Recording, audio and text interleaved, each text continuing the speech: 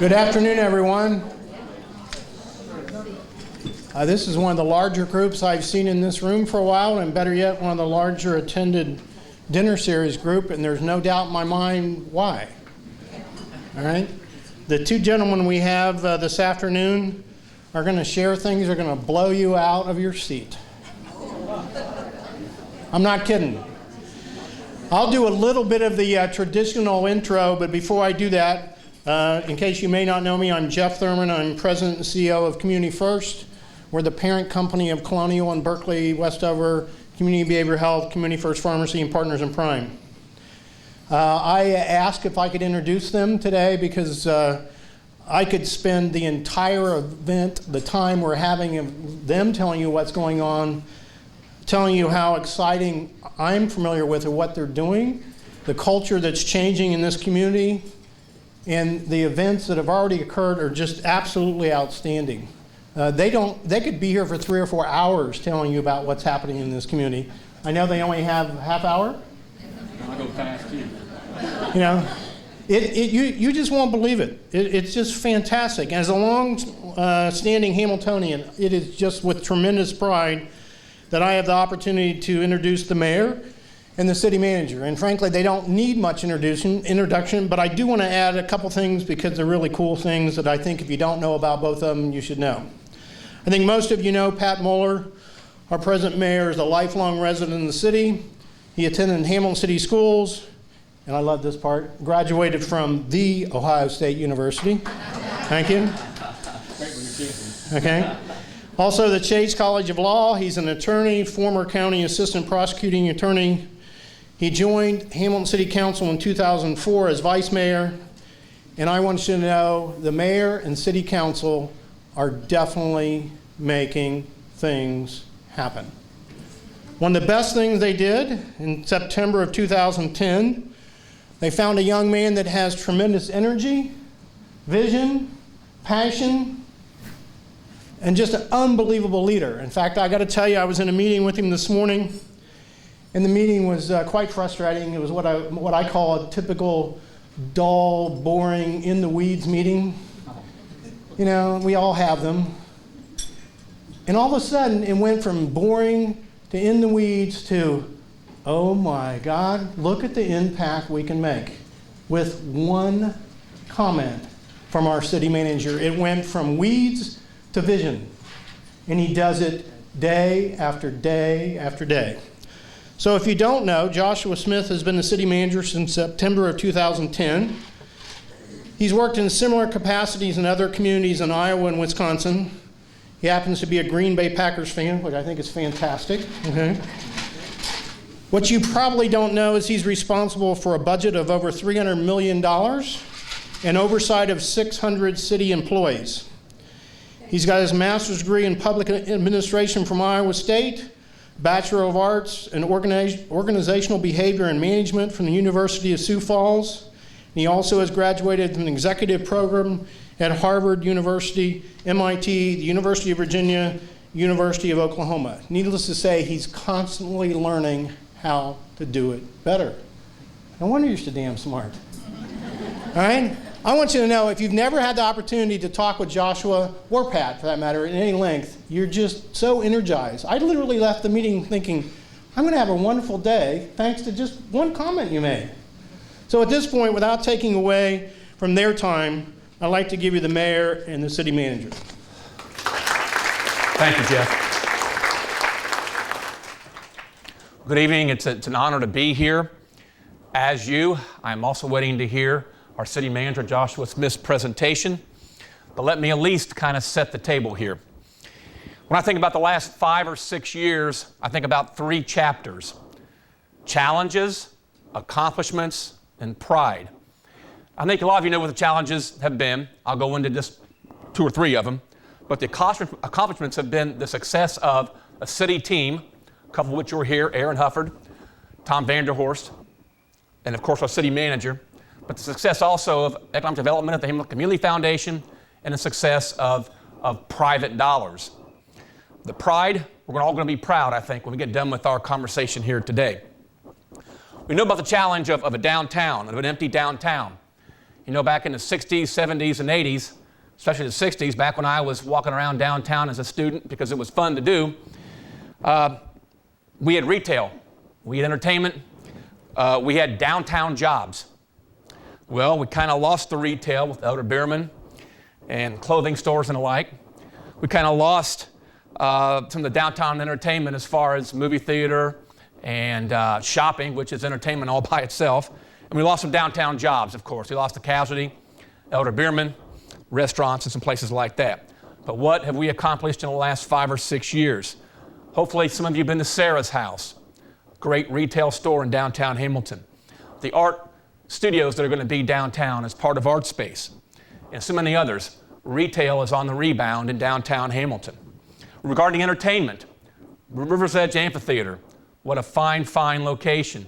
Great place to take your family, great place to meet friends, free concerts. Markham Park, you're going to say, wow, when you get to see Markham Park when it's completed.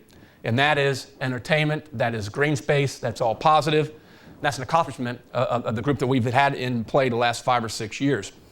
Regarding downtown jobs, you know about StarTech at Elder Beerman, but there's also Community First Solutions. There's LiveRay, there's ODW Logistics. ODW Logistics is a neat place. It's in the city building itself. When I first met those folks, they didn't talk about jobs, they talked about careers in Hamilton. I love hearing that word about careers in Hamilton, Ohio, especially downtown. And you'll hear more about jobs here very, very shortly. The challenge of creating and retaining jobs. I believe that's one of my top jobs. Besides being responsive to you as citizens, it's helping create and retain jobs. When I graduated from Hamilton Taft in the 70s, I could have left that school building, gone to paper mills, safe companies, the insurance industry, and probably gotten a job the day after I graduated from high school. Well, things certainly did change in the 80s, 90s, but yeah, we did lose the paper mills. We lost the safe companies, lost the insurance industry. We made things back then, but we still make things now. A lot of you in this audience, I'm sure, were involved with making things in Hamilton, Ohio. But we still make a lot of things. We make a lot of car parts, things I didn't even know about before I got on council. ThyssenKrupp Bilstein, an aggressive, growing company that makes shock absorbers for SUVs and sports cars. We have Naturin, makes car parts. We have Valeo, which makes, I believe, the heating and air conditioning ducts for vehicles. So we still make things.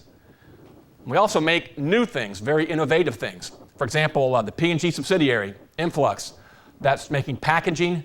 I think it's plastic technology, really cutting edge stuff. That is in Hamilton, Ohio. It's been an accomplishment of this city team. We also, of course, make casters through Hamilton Caster. We make electric connectors through Connector Manufacturing. We still make a lot of things, and we're darn proud that we still make a lot of things in Hamilton, Ohio. We'll be making even more things. Logistics is a big company, big business now, and we've got 2 large logistic companies in Hamilton, ODW Logistics and Amstam. How to get things from point A to point B cheaply, efficiently, the right way is a big business. And we're proud that we're having people with those type of jobs, those type of salaries in downtown Hamilton. We have healthcare. Healthcare is such a huge field. Community First Solutions, Kettering, TriHealth. Healthcare is a big business, and we're doing it the right way in Hamilton, Ohio. Of course, you know about StarTech, the Elder Beerman building.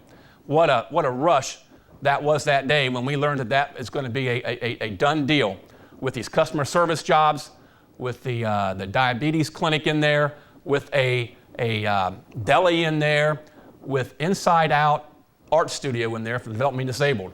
What a neat way to bring that building back to life.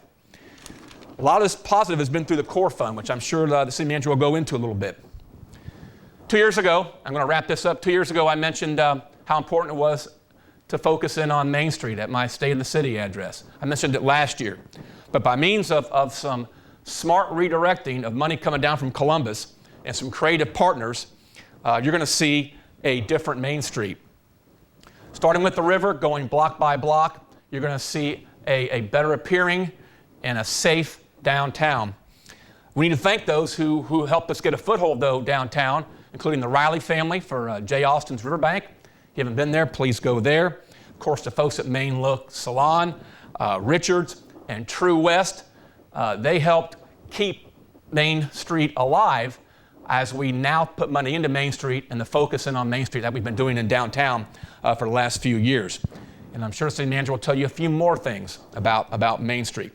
But wrapped around all this success is our educational system here, which is successful and improving.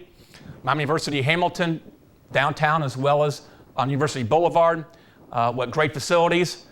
We have mature students at MUH Hamilton. They're motivated learners, and we think there's going to be a lot more success coming out of Miami University Hamilton in our relationship with them. Hamilton High School in Baden.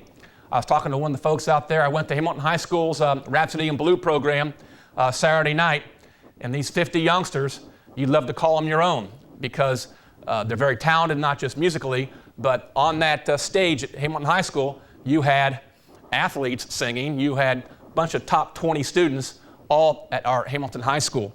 And that was quite a fine display of our fine arts at Hamilton High School. The Baden High School experience, I believe, is second to none. We're blessed to have Baden High School in Hamilton. The new elementary schools with motivated teachers. We got so many positive things going on with education right now that we're going to be in good hands for many, many, many years. New school superintendent to add to the successes of Janet Baker and, of course, George Johnson, who's here this evening, and the school board. And all these schools in Hamilton, parochial and public, all teach character. So these students are going to have good character as well as be successful in their particular walks of life. Pride. I think by the time it gets to be 5 o'clock, you're going to be proud of what's going on in Hamilton, Ohio. I know I'm going to say damn proud of what's going on, and you're going to hear more over the next several weeks. But I want to thank you for supporting us, for your kind words, for your suggestions, for your positive criticism, because if we're doing something wrong, tell us what we're doing wrong, give us a suggestion, and we'll do better, especially in the area of customer service.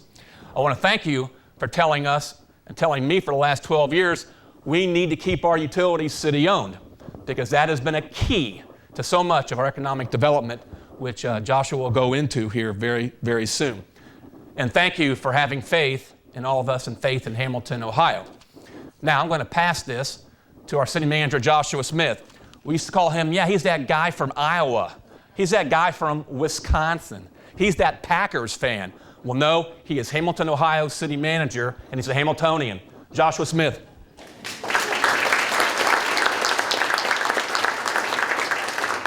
Well, first of all, I think we need to take a second and give the mayor another round of applause, because he definitely deserves it.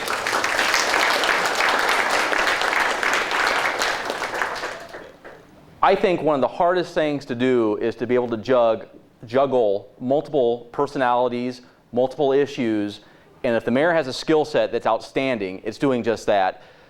He is a tremendous leader. He's always behind the scenes doing it, and a lot of people don't see it. I see it every day. So I just want to make sure we took a moment and thanked him for what he does, because I guarantee you he is definitely moving the needle in Hamilton, Ohio. That said, I'm going to jump right into a presentation. We are going to leave some time for any comments or questions that you have, because I think that's very important. And with that, we'll jump in to it. The mayor talked about the past and the present a little bit.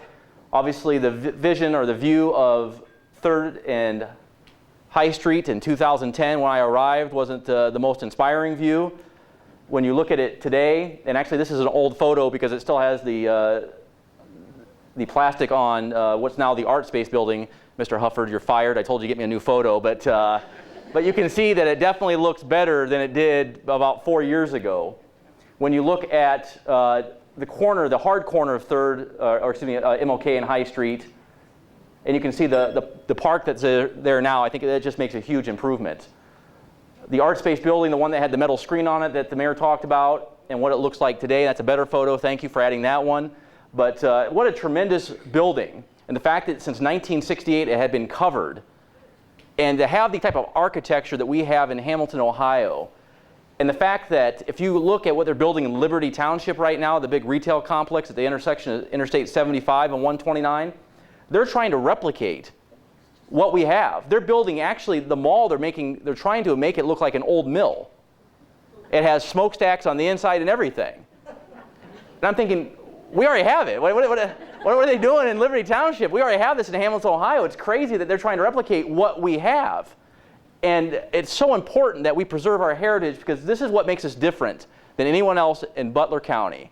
No offense to Middletown, but compared to anyone else, we have historic, amazing architecture that needs to be preserved and reused.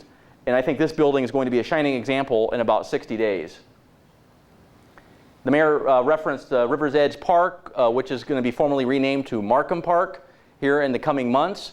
We will have the RiversEdge Amphitheater at Markham Park, but there's the amphitheater there. The actual park itself is just going to be tremendous. I think last year when the mayor and I were here, we talked a little bit about putting some of the splash pads in to some of our parks. 3 were installed. Another one will be installed this year at Crawford Woods Park. But again, we know that we need to make the neighborhoods a more inviting place. And the only way to make the neighborhoods more inviting is to put amenities that are walkable for kids to get to. I think there's been an exodus over the years. I was looking at some of the statistics in Hamilton by decade, 1960, 1970, 1980, 1990, and so on. And the one thing that just really grabbed my attention is the fact that we lost a lot of young families in those time frames. And the reason I believe we lost those young families, well, first and foremost, the jobs that the mayor referenced left. And with jobs, the families left. But also, as the jobs left, we shut down swimming pools, and the neighborhoods started to turn, not always for the better. We recognize that to have a strong Hamilton, that you have to start at the base level. And the base level is our neighborhoods.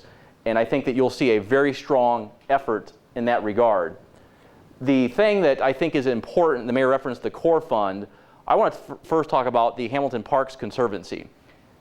Just by a show of hands, who has actually heard of the Hamilton Parks Conservancy? Just very few people. We took a hard look at our parks, thinking of the neighborhoods about 2 years ago. And I was at a conference in Pittsburgh, Pennsylvania, and I was on a short bus tour. And they talked about Pittsburgh creating this Parks Conservancy, which was of interest to me. So I went on that short tour and looked at it. And what they had done, they took what they called their central parks or their key parks, and they moved them out of the city and they put them into a 501c3 nonprofit Parks Conservancy. And the reason they did that, they wanted those parks to be focal points. And the one park in particular that caught my attention, for any of those in the room that may be familiar with Pittsburgh, Pennsylvania, was a park that was very close to Carnegie Mellon. It was very close to the University of Pittsburgh, and it had these really nice neighborhoods that surrounded it, but it was a big, ugly park that people would drive on the grass and park their cars. And they were showing pictures of that, flash forward about 15 years, and this was a park that had beautiful green space, had 2 restaurants built right onto the park to make people come to the park. And Tom Vanderhorst, who's in the back of the room, Tom, raise your hand so everyone can see you, in the yellow shirt.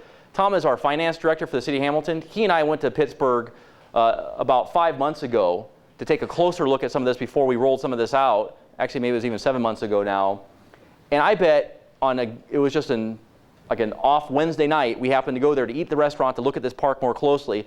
I bet there was 500 to 1,000 people just walking through the park, which is what we need. We don't need empty spaces. What we need are spaces that invite people, that draw people, where people actually want to go to. So the Parks Conservancy was launched by City Council in January of this year. Steve Timmer is the executive director of the Parks Conservancy. And I can tell you in the first few months, I'm already excited because I'm seeing very solid improvements to our parks. And this, to me, it's very simple. When anything is your sole priority, it is much easier. Our Parks Department, and before I came in 2008, became a Parks Division because some budget cuts. And pretty soon, Parks moved in under the Public Works umbrella, and Public Works does everything from street plowing to garbage collection to pothole filling. It wasn't their priority. Parks were just one of maybe 8 things that department did. By moving it back out of the Department of Public Works and making it a standalone 501c3 nonprofit where their sole focus every day was how do we improve our parks, that is why it's going to make a difference. I honestly believe I can stand here today and tell you that 2 years from now that our parks will be some of the best in Southwest Ohio. And I firmly believe that because of the emphasis, the money, everything that's going in there. Is Judge Moser in the back of the room? I'll tell you what, that man is a one-man wrecking crew right there. And He was the Parks Conservancy before we established the Parks Conservancy, but I give him a ton of credit. And actually watching him work and work alongside Steve Timmer for every year I've been here, that was something that really solidified in my mind that we needed this Parks Conservancy. I'm not going to show you more slides. I'm just going to talk now. But the Core Fund, the mayor referenced the Core Fund and what the Core Fund actually means. Who has been by the former Elder Bremen building lately? Most of you. Has anyone gone by today? I walked to the Marriott today for lunch, and they were doing some massive construction on it. Go wait about maybe 2 weeks and drive by and take a look at it, and I think people are going to be surprised. I wish we don't have the rendering in here, do we?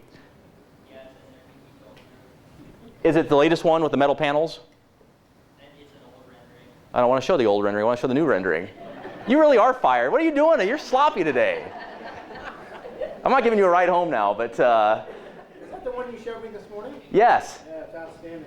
So the Elder Bierman building is going to have a transformation. So if you think of a 1960s era department store that did not have windows almost across the only windows they really had were like the display windows on the front, on the High Street side. I don't know if this is the exact number, but I believe there's 48 new windows going in.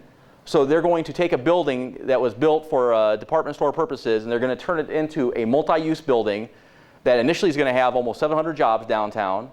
It's going to have an art store. It's going to have a small market where you can buy groceries. And it's also going to have, I'm missing one. That's right. Fort Hamilton Hospital is putting their Joslin diabetic clinic in there.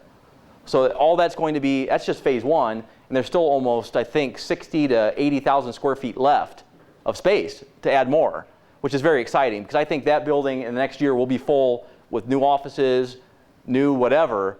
But I remember standing here last year, we talked about Elder Bierman and how important it was and how we thought it was going to move. Well, it's moving now, finally. So Messer Construction, who did the Artspace building,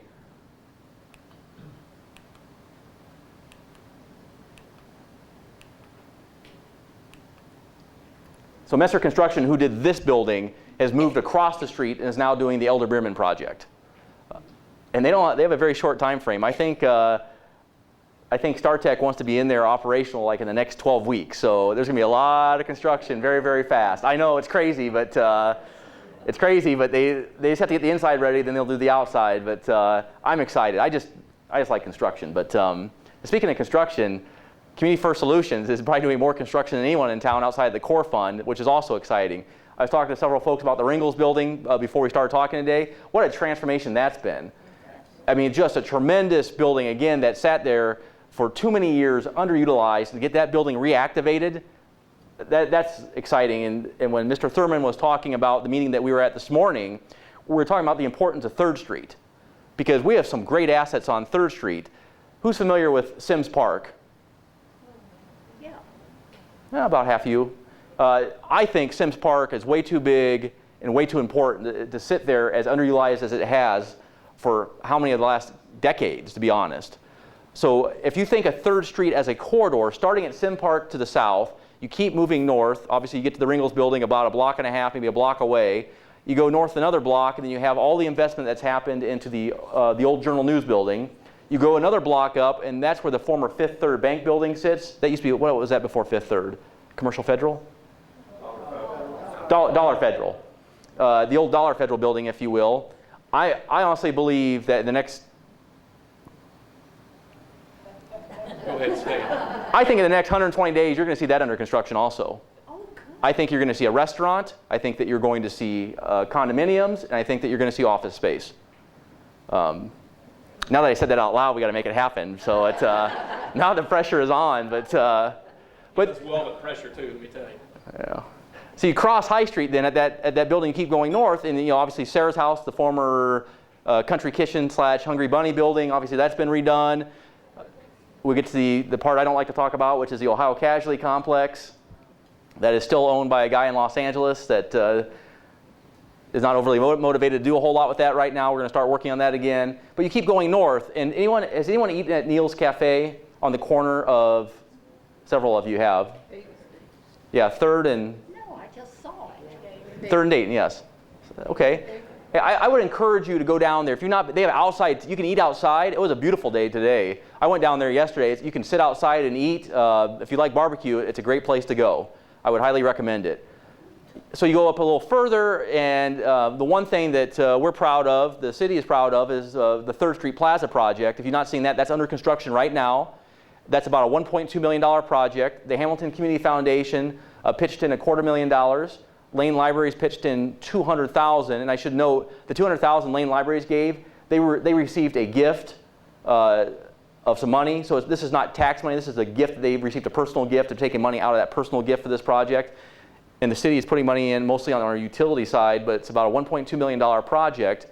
And the purpose again there is we need people excited about being in public spaces in Hamilton, Ohio. We want people to be seen in Hamilton, Ohio. And there will be bollards that will go into 3rd Street at certain times of the day so we can actually move tables, chairs into the street. And we're hoping that we'll attract more restaurants that way. So if you think about, what was the restaurant that Bill Wilkes owned? Wines and Such. The Academy, thank you. That's why I was thinking of the Academy. So that building there, we want to get that building reactivated. What was known as, when I was in town, was known as Easy's. I'm sure it had other names. Well, didn't Isgro's have that for a while? Yeah, it's Gina's for a while. Gina's, that building. We have a couple of restaurants that are sitting empty right now. We want to get those buildings reactivated, and we want people to be able to eat outside during the summer months as an option.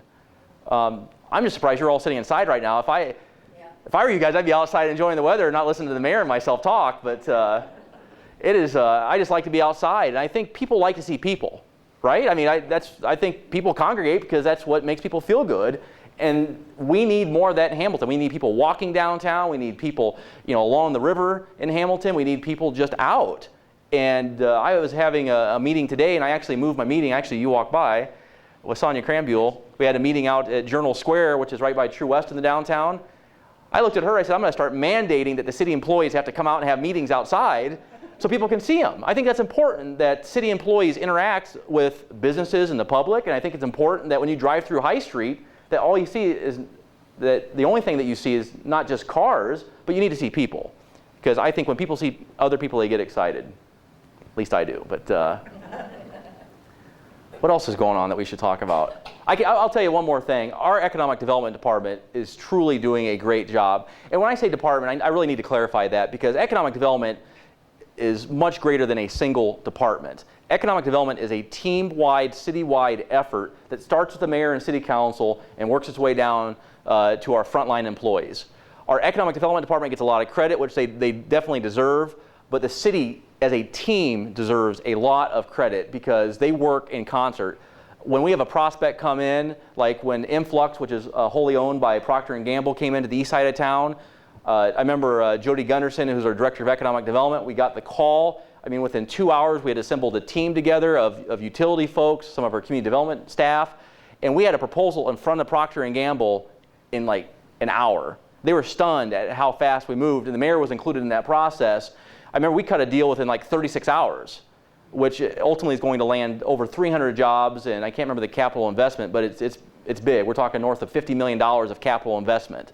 And it happened literally in less than 2 days when they first contacted us, and we had a deal that we had a handshake deal on. But there, I just can't talk about some things right now, even though I really want to really bad. I can tell you that we have some really exciting news coming up, and that trust me, I want to, but I got the TV camera on me, and then there's proof that I said something out loud. I already said one thing I shouldn't have, but you can just say that I'm very excited. The mayor's excited. Tom Vanderhorst, even though he never looks excited, I think he's excited. But and by the way, the guy I kept trying to fire, Aaron, raise your hand. That's Aaron Hufford. He works in the city manager's office. Even now, Aaron looks like he may be very, very young. He actually has a master's in economics, believe it or not. But they're all talking about you, Aaron, right now. I can hear them all murmuring. But talking about the municipal brew works, talking about the fellows program. I mean, there's some things we could be here for really 3 hours. But I think the fact that Aaron was a fellow, that program I think was the best. Yeah, the mayor just said a couple things, and I'm going to talk about these really fast because I definitely want to open it up for questions. The first thing is, in late 2010, early 2011, we the city established a fellowship program. And the purpose was, how do we find young, creative college graduates to come back into Hamilton and work and hopefully stay? So the program was created, our first class of fellows, if you will. We've hired 3 every year since the summer of 2011. It's a 12-month program. So you would come in basically in May when you graduate from college with a master's degree, and you stay for 12 months. And you may stay in Hamilton or you may go find a different job. But Aaron, you were in class of 2013? Yes. So Aaron would have started in 2013 after he graduated with his master's in economics from, was it Wright State University? Yeah. From Wright State. And after his year-long fellowship program, we hired him. Because the nice thing about doing a fellowship program, you basically give someone a test drive for 12 months. You can see how good they are. He was okay, but we kept him around. But in all honesty, he's really been a tremendous addition to our staff. And the nice thing about the Fellows program is we put people right into our downtown. So in 2011, 2012, 2013, and 2014, they lived in the Mercantile Lofts in downtown. Starting this year in 2015, we're moving them to Main Street. Because we've had enough progress, we think, on High Street in downtown that we want to move Main Street. And that reminded me of something else. Someone said that they were going to knock out the windows of the Porcelana buildings. You don't have to do it anymore. We got good news. The Porcelana building is now going to be under the control of the Core Fund, and they are going to move fast on the exterior. So not only has the Core Fund acquired the Porcelana buildings downtown, the former Homestead restaurant downtown, the duplex that's next to the Hughes Pharmacy on Main Street, all that has now been acquired by the Core Fund. And the Core Fund is going to be you will see actually activity on the Porcelana is 6 separate buildings. So you'll see activity on those almost immediately. You'll see activity on the duplex. So if you're looking at Hughes Pharmacy on Main Street, so to the left, if you're looking at Hughes Pharmacy, that duplex, it's really beautiful. I was in there 2 Saturdays ago. You'll see activity on that. Actually, it's already happening as we speak. And the Homestead, we're actively looking for a restaurant tenant to go back into that one. To me, that's just the beginning. You're going to see a lot more activity on Main Street, but that was sort of our first strike. Marshall Electric building, what's going on there? Oh yes, and the former Marshall Electric building, we had nothing to do with that, but private, what's that? Private dollars going in. Absolutely, private dollars bought that building, and 2 of our fellows will be living in the upstairs of those buildings where the apartments are. And I was up there, again, 2 Saturdays ago. I was just doing a walking tour of Main Street a couple Saturdays ago. I just popped in whatever was open, and they were open. And the owners were kind enough to give me a second tour of that. But they have apartments up there that have fireplaces, beautiful woodwork, but probably have not been used in 30, 40 years. And they're gutting them down to the studs, redoing them. But so the city want that. We want to help those private investors. So we'll have 2 fellows living in the former Marshall Electric building, and we'll have one that's living in the apartment above the Main Look Salon on Main Street. And again, the importance of that is it's only 3 people, but you'll be surprised how many people are generated from 3 people. Then you throw in the duplex next to Hughes Pharmacy. There's 2 new people moving into that. Now we have 5. And again, it doesn't sound like a big deal, but there's a multiplier there. Every person you add, they have friends, they have family, they come down, they may go to Richard's Pizza, they may go to True West, they may go to J. Austin's, but also we have people walking on Main Street that we didn't have before. And I just get excited. It's just good. It's just good, but all right, no more. I can talk forever. Questions, comments? Yes? What's the holdup on North B Street of the demolition of the old Smart Paper building? So the question was, what is the holdup on the demolition of the former Champion complex? I actually had a 4-hour tour there last Tuesday, a week ago Tuesday, with Moses Glick, who is the president of Green Reclamation, LLC, that owns the non-river side of the former Champion complex. All the buildings left are all going to stay. They're not going to be demolished. The scrap piles that you see now, they're bringing a pulverizer or a crusher in, and they'll crush like the big chunks of concrete, and there's a lot of rebar. If you saw the metal rebar, he told me that's probably worth between $400,000 and $500,000. They have scrap value left, so they're going to get all that out. But you'll see the pulverizer or the crusher show up probably in the next 10 to 15 days. I don't know if you saw this on the way over here, they're landscaping that entire area today. It looks a lot better. And the other thing I saw that will probably make you happy, on the opposite side of the street, so when you're on B Street going north, and you go by the Black Street Bridge, on the right they had that sort of fenced-in area that had like junk. Yeah. They're cleaning. We made orders. Scott Scramese finally found the person we had to get to. well, we filed the orders, and they're actually cleaning that out today too. They had a dump truck and a front loader, and they're getting all that rubble out of there.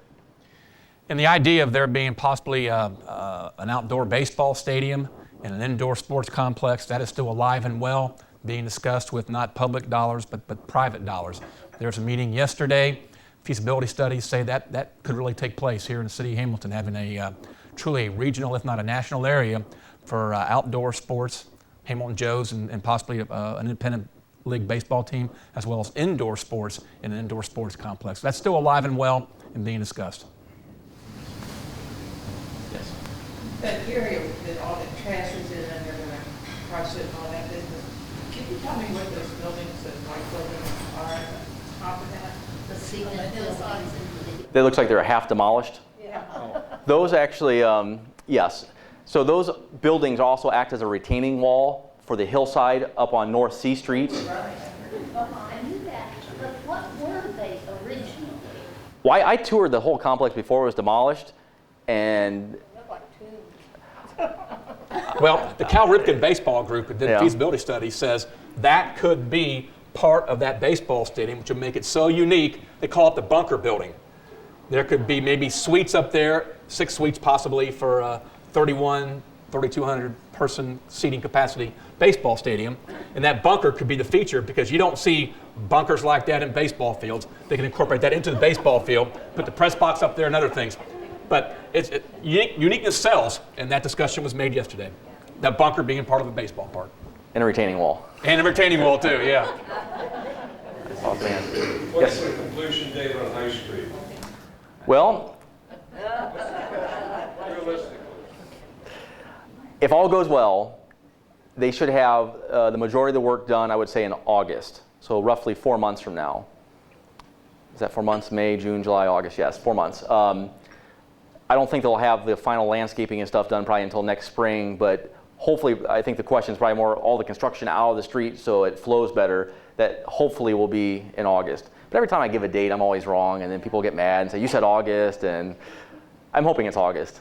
That's what the engineers tell me. I know it's bad. Will High Street be repaired, repaved? What's that? Much of this part that are not.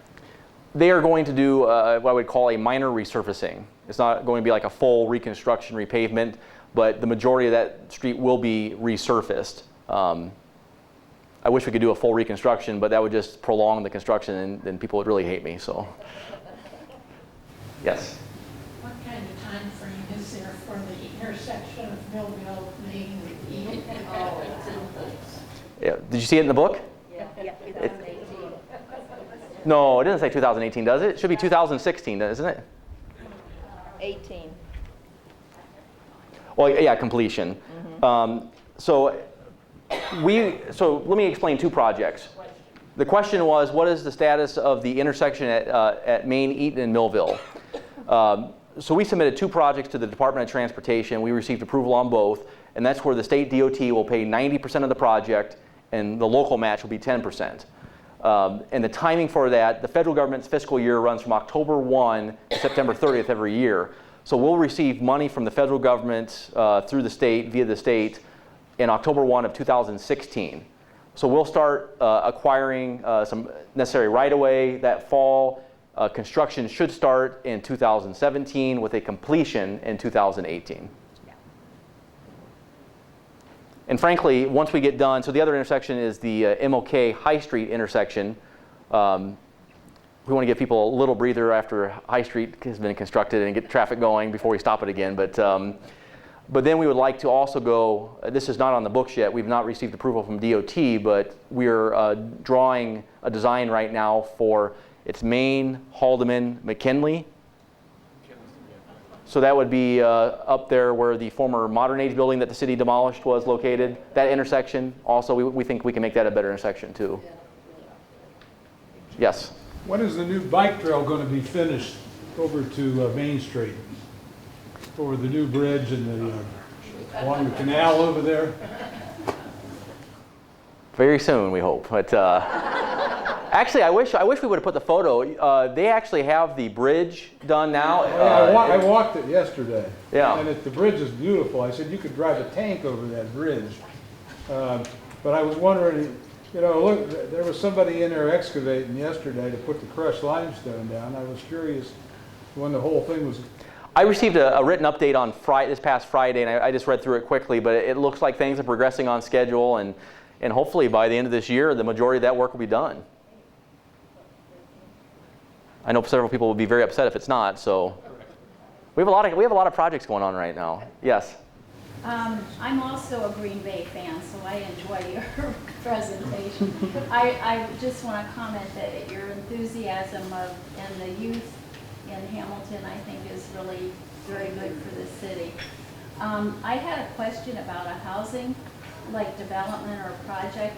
It's down by Booker T, Washington Center.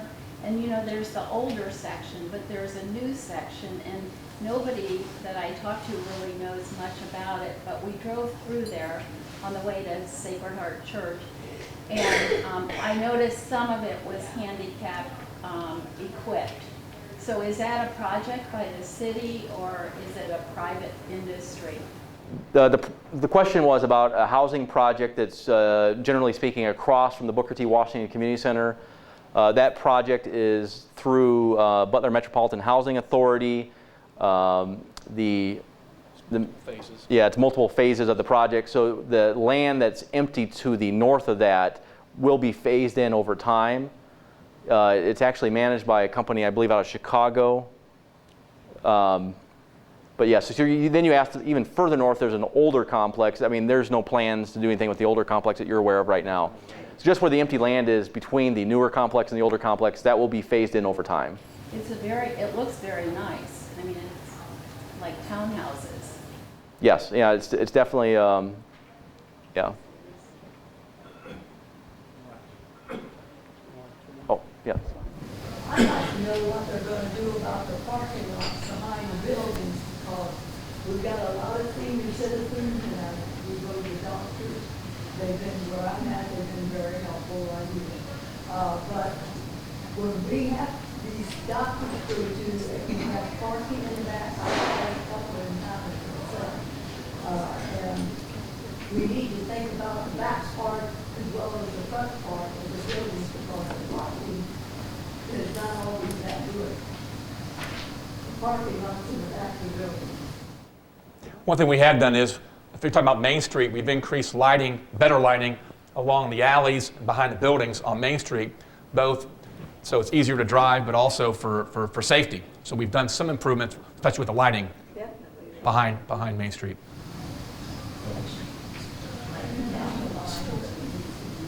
No, absolutely. The comment was about parking behind the buildings, and that's definitely part of the overall plan. Any other questions? Yes. There been any more talk about the abandoned tracks, about turning them into rail to trail from Black Street around to Main Street? Absolutely. We actually have several applications in pursuing that right now. Has anything also been done about talk about, well, I think it's on the Highland, where the inn said got the blockade up there for the tracks that goes on in behind? I think, isn't that all part of the same? I thought it was part of the same. I think it's part of the, yeah, we've petitioned CSX and I think Norfolk Southern, depending on what part of the track it is, but all the way out, yes, I mean, it would be almost 3 miles, and that would include, I'm pretty sure, the area that you're referencing. It's been rail banked, basically, was that correct? Yeah, rail banking is the appropriate term. Yeah, this is where I'm trying to figure out all the main streets on back over there. I think Highland comes down to the guardrail out because they were taking over the tracks. They talk about taking that down and paving that over to make it all one big connection through there. Yeah, I'm definitely not the subject matter expert on that. I just know that we have filed the petitions with not only at the state level but also with the railroad companies, because we would like to turn that into a trail, a continuous trail, starting at Champion Paper going all the way out past the area that you just referenced. Any other questions? Yes? What are they doing on the river? The little Champion? The question is what's happening along or inside the river. we actually had that question before this started from a couple of different people, but probably over 10 years ago, the city received a federal consent decree saying that we had to decouple, effectively we had to decouple our storm and sanitary sewer. And that's what you're seeing is we have to follow, you know, the federal government says you can't combine the two any longer. So that project is actually nearing completion. So they should be done and out, and hopefully some restoration should be done here this fall, if not next spring. One more. Is there any possibility that B Street will be repaired or resurfaced through the Champion Corridor when it's finished? It's pretty rough, isn't it? I can tell you that especially if what the mayor talked about with the baseball complex, everything would come to fruition, not only would it be resurfaced, but you would see a much improved street view because some of the old wood poles and overhead lines would come down, the decorative street lights would go up. If that project does not happen, it will still get resurfaced, but not to the full extent of what we're talking about right now. The only reason we haven't done a whole lot with it is just there's so many heavy trucks in and out right now. We just don't want to put the money into it and have it damaged again. But we know it's such a heavily used corridor, and it needs some attention. Thank you. Thank you.